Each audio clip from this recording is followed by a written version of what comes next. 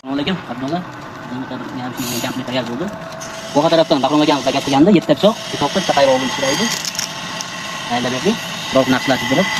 Metallari zanglamaydi, nega chiqib bo'lmay. Ishlari zanglaydi. Olasa, nima qiladigan kampni bo'ldi. Hech kim yo'q. Hammasi shunday naqshlar bo'ladi.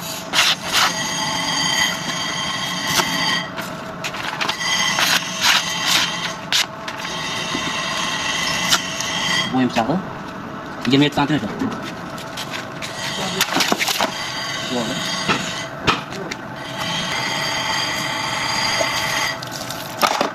Nega desa, qotib turadi.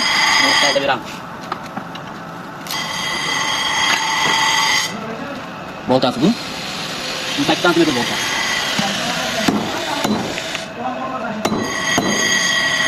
Boltaga hech narsa bo'lgani yo'q. Ko'rishingiz mumkin.